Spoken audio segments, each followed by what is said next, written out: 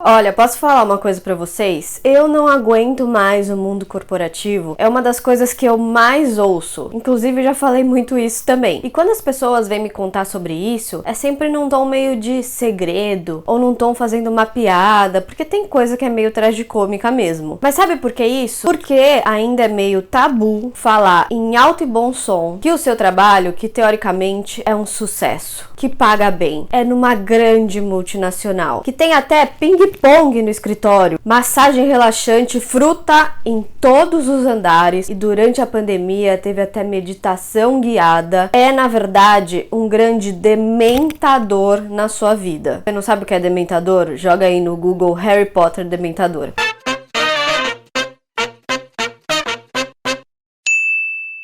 Oi pessoal, tudo bom? Meu nome é Fernanda Henrique, sejam todos super bem-vindos ao canal. Se você ainda não é inscrito, aproveita para fazer isso agora, para você receber os vídeos toda semana. Olha gente, já que hoje vamos falar sobre eu não aguento mais o mundo corporativo e sobre pessoas que estão sim escolhendo sair dele, eu queria começar lendo o trecho de uma carta que saiu na revista Forbes. Um cara, um típico millennial do mundo corporativo, escreveu para eles dizendo mais ou menos assim: meu 30º aniversário é daqui a um mês. Eu tô preocupado com a minha carreira. E aqui a gente acha que ele vai falar alguma coisa assim: eu tô preocupado com o meu estilo de liderança. Mas aí não. Eu odeio o meu trabalho corporativo. Mas eu não conheço nenhuma outra forma de ganhar dinheiro. Consegue se ver nas palavras desse cara? E ele ainda continua um pouquinho mais. Eu tenho que fingir no meu trabalho que tá tudo bem, por causa da cultura inebriante do lugar. Todo mundo com quem eu trabalho repete o mantra: nossa, a gente tem muita sorte de trabalhar numa empresa tão legal, né? Mas no fundo, ninguém se sente assim. Triste, né? É muito triste isso, gente, porque isso se chama sofrimento. Nós que somos corporativês, gostamos de colocar números nas coisas, vamos falar sobre os números desse sofrimento. Segundo uma pesquisa da Gallup, agora de 2021, só 30% dos funcionários no Brasil se sentem engajados com o seu trabalho. Ou seja, 70% das pessoas estão desengajadas ou estão mais ou menos como o nosso amigo lá da revista Forbes, se esforçando para ficar lá e às vezes até para não surtar. Mais da metade das pessoas no Brasil dizem que a sua vida não está nada do jeito como elas gostariam. 46% das pessoas no Brasil disseram que passam estresse no trabalho todo santo dia, e isso é maior do que a média global. E 26% dos brasileiros se sentem tristes no trabalho todo dia. Eu, particularmente, acho isso bem assustador. Mas, por um lado, eu fico animada da gente estar pelo menos falando sobre isso. Tem um livro que foi escrito em 2017 pelo Frederic Laloux, chamado Reinventando as Organizações. Inclusive, para mim, o Laloux é a pessoa que mais está falando sobre o futuro do trabalho. Mas não desse âmbito de, é o modelo híbrido ou,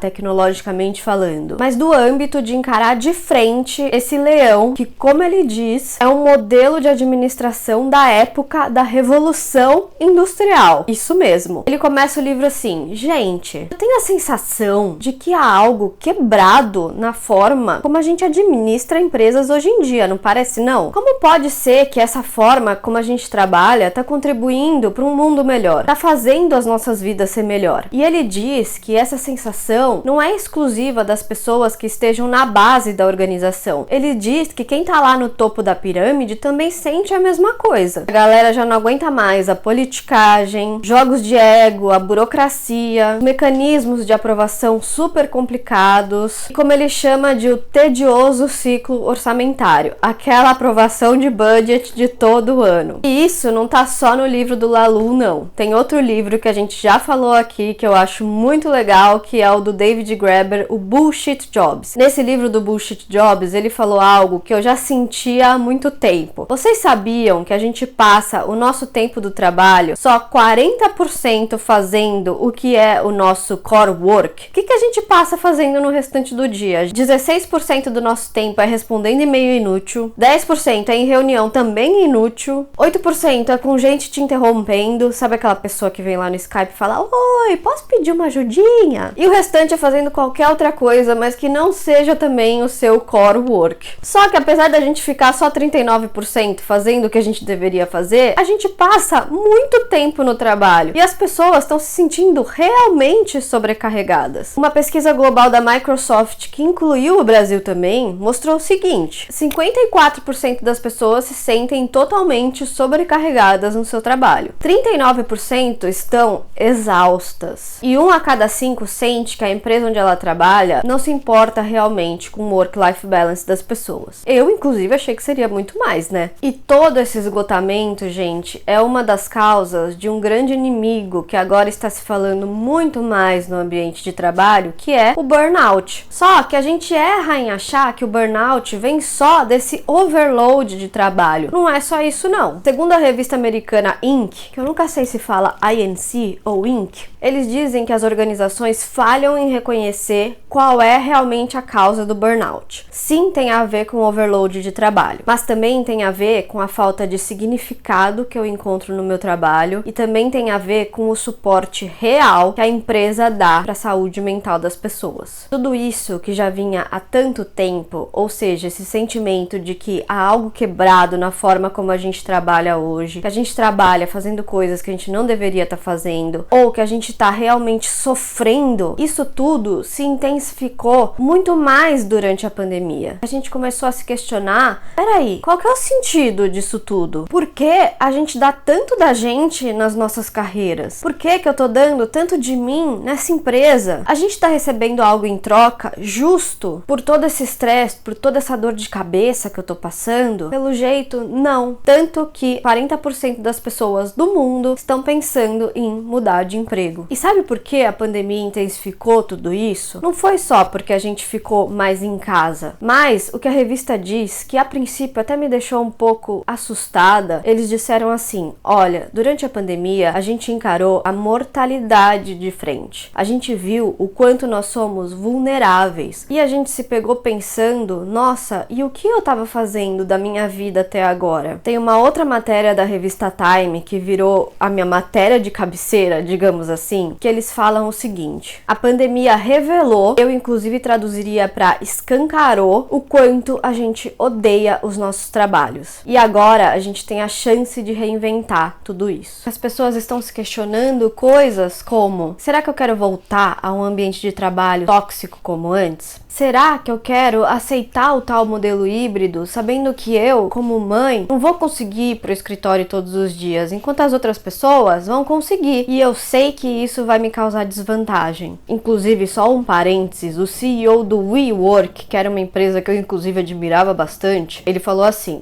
quem tá engajado vai querer voltar pro escritório, quem não tá... E a gente sabe que isso não é tão verdade, né? Dado que as pessoas trabalharam muito mais em home office do que elas trabalhavam antes. E com isso tudo, gente, sabe o que tá acontecendo? Em especial nos Estados Unidos e na Europa, as pessoas estão preferindo sair. Tem inclusive um termo que tá se tornando muito famoso nos Estados Unidos, que se chama The Great Resignation, que são mais de 11 milhões de pessoas entre março a junho de 2021 que resolveram sair dos seus empregos. Muitas delas foram para startups, como diz na revista, começou a haver um êxodo de pessoas do mundo corporativo para startups. Outras começaram a abrir negócios próprios, mas outras começaram a fazer algo muito diferente que eu fiquei surpresa, mas que eu vou contar para vocês só no próximo vídeo. Gostou desse vídeo, gente? Deixa aí nos comentários se você tá entre essas 40% de pessoas que estão pensando em mudar de emprego depois da pandemia. Não esquece de compartilhar com quem você achar que é legal e até a próxima semana. Tchau, tchau!